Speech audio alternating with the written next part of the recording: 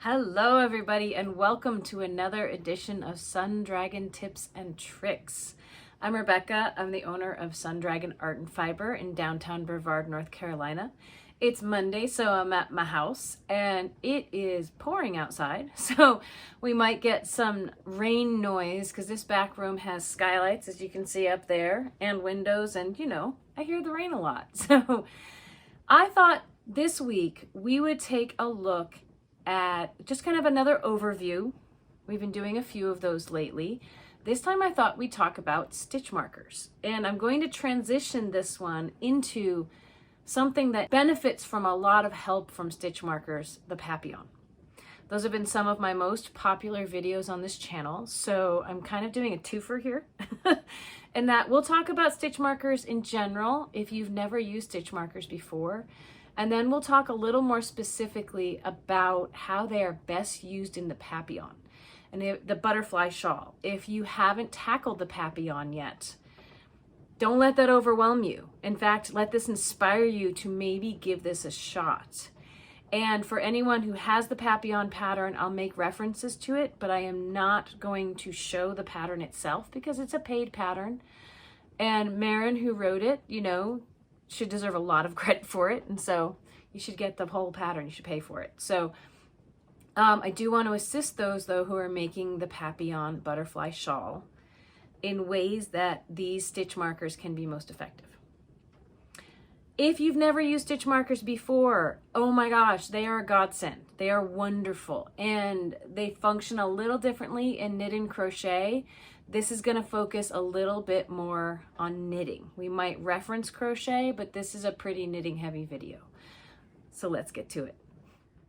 So Stitch Markers 101, and as I said, most of this is probably going to be most helpful for knitting, but we'll reference crochet a little bit. Crochet is not as notion heavy.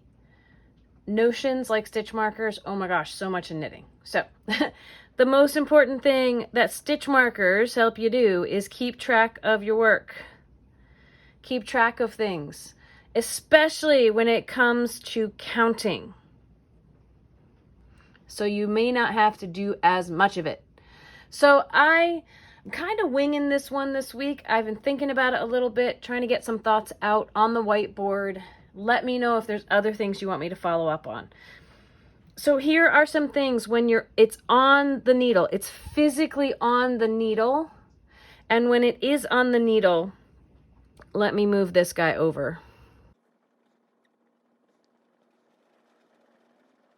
I put here, less of the counting is needed. So when it's on the needle, usually after you place them, you just slip them over from needle to needle when you come to them. That is often, if someone has not used stitch markers before, they say, what do I do with them? When you come up to them, they are to indicate something to help you keep track, and you slip them. You don't knit them in. They move on the needle, and they should not get stuck in your work if all goes well. So here are the things that they can indicate. What's often abbreviated as BOR, beginning of round. When you're knitting in a circle, you need to know when you've completed the circle, and a stitch marker can help you do that instead of having to count how many stitches are in the entire row. When there's a pattern that repeats a bunch of times, if you put a stitch marker after every repeat, you can know if you're off when you hit the stitch marker rather than at the end of the round. You can know sooner if you need to fix something. I tossed in here a time that I use stitch markers a whole lot is when I'm casting on, when I'm beginning, and I have to cast on, say, 100 or more stitches. You pick the number where you want to put them, but if you put a stitch marker every 10 or 20 stitches, there's a lot less guesswork when you're counting to make sure that you have enough stitches on your needle. And lastly, for now, when there's changes in your instructions, when there's where you have to do something fancy and where you don't have to think about what you're doing, that kind of thing. Or when it goes from one set of things to do to another set. Again, instead of having to focus on your pattern and count your stitches, you know when that has to happen. So that was when they are on your needle. as you're knitting. The other place you might want to use stitch markers, and you might have to use a different type, is when they're actually in your fabric. And by fabric, I mean what you've produced when you're knitting or crocheting.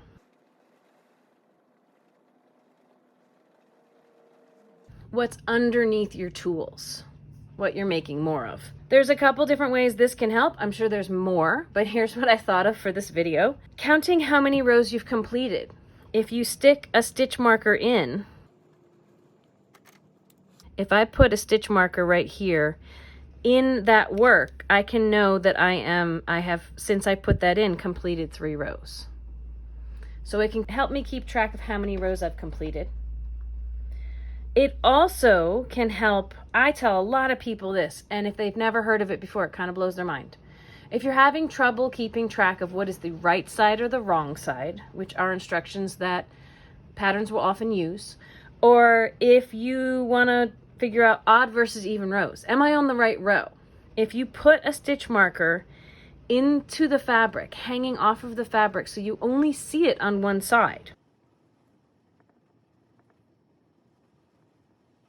especially when you're knitting flat. So here's our right side of the fabric with lots of pretty patterns on it. And when you turn around to do the other side, the side that's not supposed to be visible, not supposed to be as pretty, the wrong side, sometimes it's hard to tell them apart. If you have a stitch marker that is stuck in your work that is only visible on one side, if I see the stitch marker, I know I'm on the right side. If I don't see it, I know I'm on the wrong side.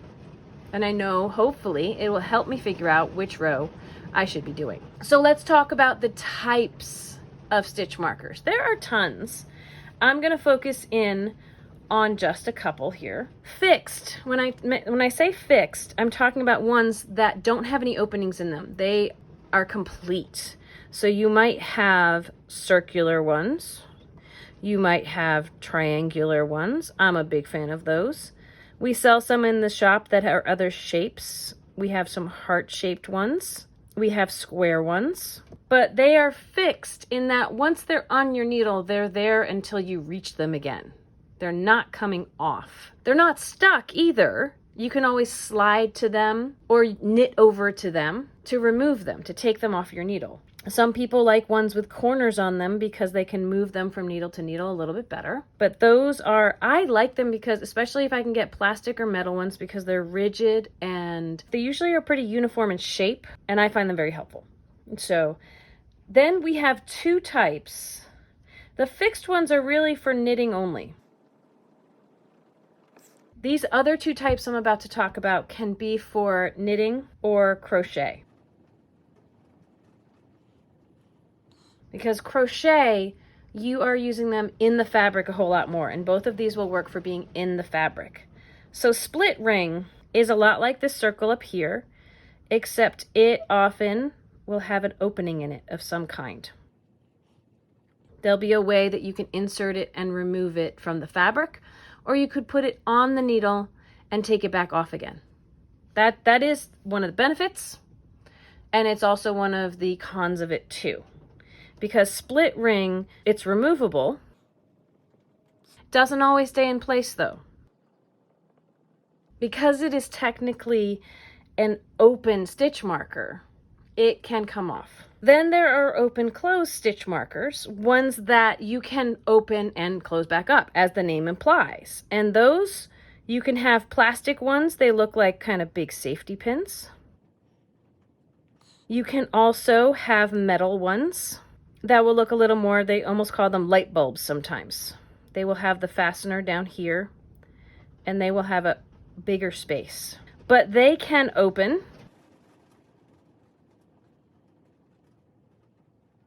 or close. And those can work really well for knitting and crochet because you can insert and remove them. I always like to caution people with open close ones, especially when knitting. They will have a piece that hangs down. I like to try to keep the piece that hangs down on the opposite side from where my working yarn is so it doesn't get tangled. We may or may not have time to show you that in this video. We can always do a follow-up. So let's look at it on a few pictures and then on a few actual pieces of work. And in the middle of that, we're going to talk Papillon.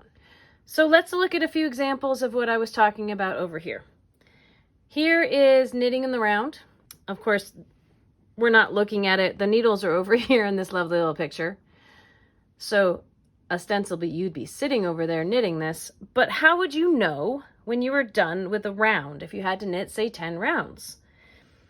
If we throw a stitch marker on, if there was a stitch marker hanging on the cord back over here, that would move as you're knitting your stitches. And when that stitch marker hits your needles, you would know, hey, I finished a round, I'm starting another round, and you would just slide it. Knit a stitch before it, slide it over from one needle to the other, and keep knitting. So this would be a beginning of round marker. Let's say you were doing a piece where there were all these fancy cables, and it was so many stitches, and then you had to repeat the pattern. It might help an awful lot if you had a stitch marker every time the pattern repeated. So when you hit that stitch marker, you could say, aha, I'm on track. This is where the repeat ends. Or if you hit that stitch marker before or after your repeat is supposed to end, you would know something had gone wrong and you could back out your work. But that would help you keep on track. And all of these, again, if you slip them as you come to them, they will move up with your work. They will just stay on the needle. For some people, if they've never used stitch markers before, they think somehow it's going to stay down here. If it's on your needle, you slip them when you come to them, everything's fine. They will keep moving up as your needle rises and as the fabric grows below it. Let's look at this guy. Say this is a cast on here. I'm casting on all these stitches. There's probably something connecting all these loops on my needle. If I wasn't sure, I could keep counting. I could keep going back to the beginning and counting and go back to the beginning and counting. But what if I use stitch markers instead to help me? What if after every 10, so 1, 2, 3, 4, 5, 6, 7, 8, 9, 10. Let me see, I even have trouble counting that right now. 1, 2, 3, 4, 5, 6, 7, 8, 9, 10. I threw a stitch marker in. And let's say this time I used an open close stitch marker that's going to hang down. And then 1, 2, 3, 4, 5, 6, 7, 8, 9, 10. Another one that's going to hang down. And I keep going. So I've got 20. 1, 2, 4. I've got 25 stitches on here so far. That's going to help me keep track. If I cast on 5 more, I'll throw a stitch marker on. You can always go back and put these in while you're casting on, or you can put them on like the fixed ones as you go. What I usually tend to do for casting on, unless that's the stitch repeat of something I'm about to start, I'll take them off on my next row. This last little one, who's kind of interfering into our Papillon discussion, is say there was easy knitting and a pattern. Often the instructions will say, put a stitch marker on so you know when the pattern ends and the mindless knitting begins. Now we come to the Papillon. I'm going to keep a big line here. It's definitely going to help you keep track in the Papillon. And for me, it's important to keep track of 2 different things with the Papillon. And there's 2 times that she tells you to put on stitch markers and then says, see the notes. Regardless of what the notes say, I think they are fairly clear, but I think this will also help. The first time she has you put on stitch markers is on row 4. And that is to mark the center. And I believe in the instructions, she says to knit 8. So that's 1, 2, 3, 4, 5, 6, 7, 8. Place marker. I'm going to do my triangle ones again. You can only see a couple corners here. Knit 1. Place marker. Knit 8. 1, 2, 3, 4, 5, 6, 7, 8. This is your center stitch. You will always have 1 stitch between your center stitch markers. If anything ever gets off with that, it is worth it to take the time and see where that center stitch is and make sure that your stitch markers get back on either side of that. That is marking your center stitch. Those are the first stitch markers she has you put on. The second time she has you place markers is when we're starting to have enough stitches. We keep adding stitches onto this stitch count. A triangle shawl is what we're talking about here. I'll talk about it more down here. But the increased rows will be adding stitches in the center and on the edges. I've kind of flipped this over from when we don't have many stitches to where if you lay it out, you could see the start of the papillon is right up here and you're knitting down. At the end of section 2, not big section 2, little section 2 that will have double brackets around it in the instructions, she has you place another set of stitch markers. And here is something I would really, really strongly recommend is 1 and 2 should have different markers to help you keep track of what's the center, and you're counting on the sides. And that can be shape, color, anything, size. The instructions at the end of row 2. What is going on with the pattern, picking some colors here. You have a contrast color and you have your main color that have been following different instructions.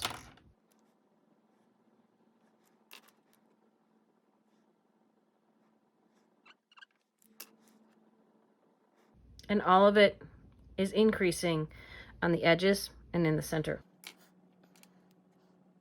So on the way back from doing your contrast color, her instructions are going to say knit 10, see if I can find them here, 1, 2, 3, 4, 5, 6, 7, 8, 9, 10. Place marker, knit 10 more, there's one right there, 1, 2, 3, 4, 5, 6, 7, 8, 9, 10. Place marker, knit 8, 1, 2, 3, 4, 5, 6, 7, 8. If everything has gone well, you're at your original markers. Slip your marker, knit 1, slip your marker, knit 8, 1, 2, 3, 4, 5, 6, 7, 8. Place a new marker, knit 10, 1, 2, 3, 4, 5, 6, 7, 8, 9, 10. Place another marker, and knit 10 should get you to the end. This is what we have set up. Now what's really important is these markers do not move locations. The shawl is going to grow around it. You should never have to replace these markers in different locations. You want to keep them exactly where they are. And let's take a look down here. As it grows, you want to keep adding in more stitch markers to help you keep track. And those stitch markers are going to be based on your side markers. So let's explain what that means. You're always going to have your 2 markers that mark your center stitch. Her instructions will say to keep adding stitch markers 10 away. What that means is from this spot up here, the places where there's going to be increases, and I'll mark it up here and I'll mark it down here. No matter how big it gets, you are going to be increasing on either side of the center stitch when you do increases and on the edges. So again, I'll write it down here. Use a marker that shows up better. All of your increases, like any classic triangle shawl, symmetrical triangle shawl. I did a whole video on triangle shawls. Your increases, when it happens, will happen at the edge, in the center, on the edge. What that means is from those original stitch markers that you placed with 10 stitches between them, the shawl is going to keep expanding towards the edge, away from those stitch markers, And it's also going to keep expanding at the center, away from those stitch markers. So once you get 10 stitches away, and it may not be at the same time, the edge is sometimes expanding faster than what's happening at the center. Try not to get overwhelmed by that. But anytime you have at least 10 stitches over here, I sometimes let it go to like 12 or so. When there's an opportunity to place a stitch marker, when I have 10 stitches or maybe a few more so I can count 10 and have a place to put it, I'm going to put a stitch marker 10 away from this side, and I'm going to put a stitch marker when I can do it. If there's room between where that original one was and the center, I'm going to throw another stitch marker on. Same thing over here. And then when I get 10 stitches away from the last one I've placed, when there's enough room over here to count 10 again,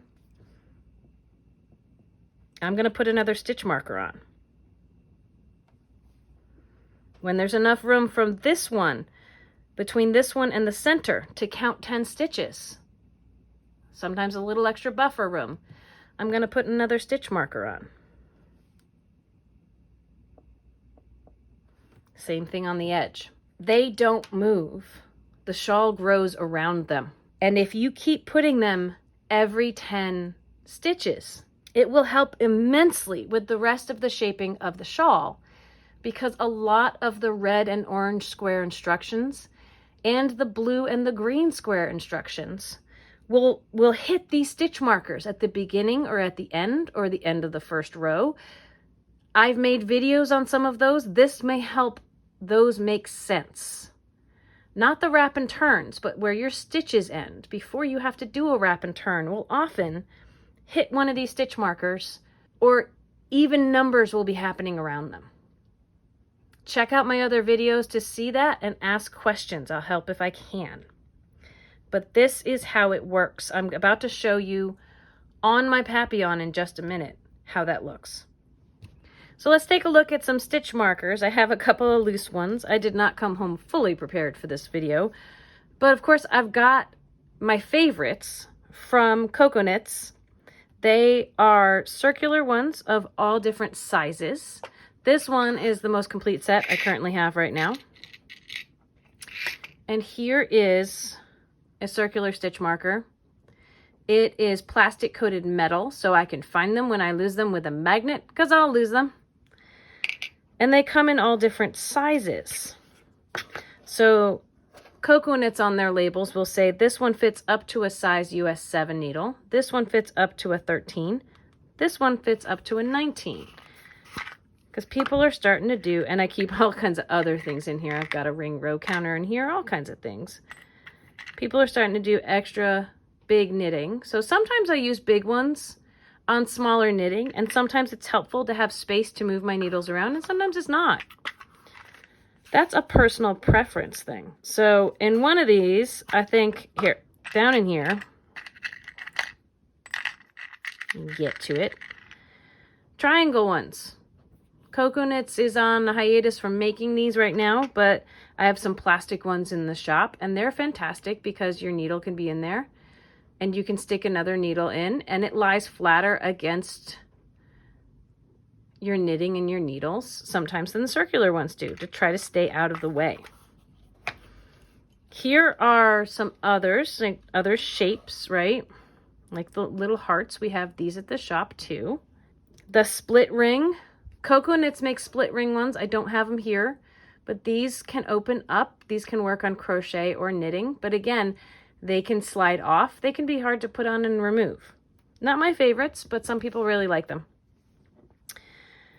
This is another kind of split ring or open close that it can open up, and then it can lock shut. These stay put for the most part. We don't sell these at the shop because they're not my favorite, but again, some people really like them. Here's a plastic version. Coco Knits makes those wire ones that look a little more like light bulbs.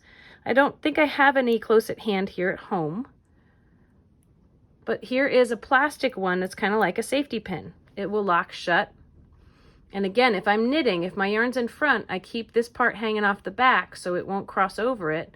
Or if my yarn's in back, I keep this hanging off the front so it won't get stuck. If it does though, you can always open it up and take it off. So let's take a look at a few of my projects. We'll work our way up to the Papillon. How about that? Here is one I did recently in a morning meditation, so it's close at hand. Lots and lots of lace work, but see, I have stitch markers every time the lace work repeats. So it is a pattern, 1, 2, 3, 4. It's a pattern that repeats 4 times. So every time I hit that stitch marker, I know, instead of getting way over here and saying, wait, this is wrong, I'll know when I hit the stitch marker if I need to go back and fix things. This is a super long shawl. It starts at the longest edge and gets shorter. And take a look. Again, stitch repeats. I've got a bunch of them. Got 1. I'm using little ones for this guy too. 1, 2, 3, 4, 5, 6, 7, 8, 9, 10, 11, 12, 13, 14, 15, 16 times this pattern repeats. And as this gets shorter, I'll be taking more of them off.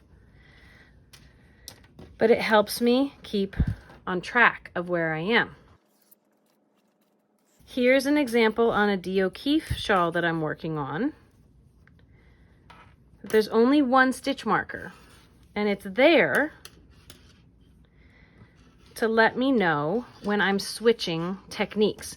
There are actually repeats over here. I could have put stitch markers in to help me keep track of my repeats, but I have a lacy section, and then I have a textured stitch section, and this will keep growing over here, and that stitch marker will help me keep track of when I change. How about this one? This guy, I've got a couple different things marked. This over here, this is an example of knitting in a circle. The big one is my beginning of round. It lets me know when it's time to change directions for the row, for the whole entire row. I have some smaller ones in here though. I'll try to keep them on camera. I have some smaller blue guys here, and they will let me know, here's another one, when I'm doing increases for this raglan seam. So beginning of round, raglan seam increases. So let's take a look at my current Papillon. Yeah, a little bit of a hot mess of a tangle over there. I'm going to keep that off camera. I have a main color that is slowly shifting, and the cream is my contrast. The browns are my main color. Now the drawing I showed you, the center stitch marker was put on when the needle was up here. The side stitch markers were put on right about in this section, but it has kept growing. It has kept growing. In fact, it's hard to keep it all on camera to show y'all. But this is our center spine for the Papillon. Here are my center stitch markers. I chose to make them triangles, just like in my drawing, so I can always keep track of them. And then I have all these colorful stitch markers along the edge. What I sometimes try to do, if I have the two that are the same color here, I have 2 that are kind of this pinky purple. These are probably the original 2 I put on. And then as I moved away from them, I started putting other stitch markers on. So again, on this side, treat each side independently when you're doing this count 10 and add. Here are the 2 original ones that I put on. So let's take a look at one side. Here's our center. These are the 2 original ones I put on. And remember, when you're increasing at the edge and you're increasing at the center. So that means more stitches are appearing along this as I visually move away from these guys right here. So as these increases went and this got bigger, every time I could count 10 stitches, maybe 12 so I have room to stick it on, but every time I could, when it increased towards the center, 10 more stitches, I put another stitch marker on. And as it increased towards the center, 10 more stitches, I put another stitch marker on. And another. And I have one down here that is only about 5 away from the center. Same over here. It should stay balanced. This is a triangle shawl, a symmetrical triangle shawl. The sides should be balanced. So here is my original set of 10. Here is my original set of 10. I've been able, at this point, to count 10 more away. Once, twice, 3 times, 4 times to the center. I've also, let's see, I've got 1 going towards the edge. 1, 2, 3, 4, 5. On this side, 1, 2, 3, 4, 5. And a lot of these shapes, this guy and this guy, and up here, this guy and this guy, are following red or orange square instructions. And if you see the shape of them, they tend to start and end. Their teardrop shape will pretty much go over about 20 stitches. This guy comes over these. This guy comes over these. The short rows will move from one set to another. It's very, very helpful. And the center shaping will move around this center stitch. And there's always increasing on right side rows happening on either side, keeping only 1 stitch in there. So holding my Papillon up, he's on a really big needle, really long cord, I should say right now. Holding this guy up, it really helps me to keep track, to have stitch markers along the side, and knowing how to place them can be super, super helpful. So thanks for watching about stitch markers. I know I didn't do much with crochet here. If you'd like me to talk a little bit more about that, like I said, knitting's a little more notion heavy. You know, it's a little more notion heavy. There's a little more to discuss with it. If you'd like to see how I use stitch markers in crochet, I'm happy to do a video on that. I don't tend to use them quite often for crochet. I'll just be completely honest. But if there's something that you'd like to see in one of these videos, or another topic you'd like me to talk about or follow up on, leave me a note in the comments. I will get to it hopefully when I can, or I'll at least try to answer any questions you have. Thanks for watching, as always. If you haven't already, please consider subscribing. Our channel just hit 500 subscribers, which is crazy and wonderful, and I would love to keep the energy going. So let me know if you want to see a technique or something along those lines.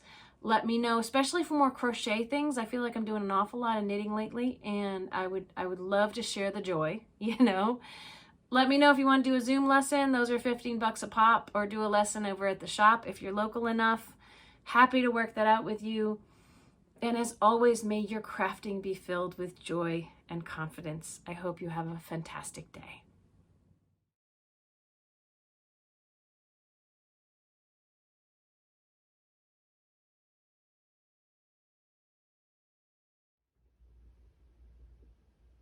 You just know when the camera's on, don't you?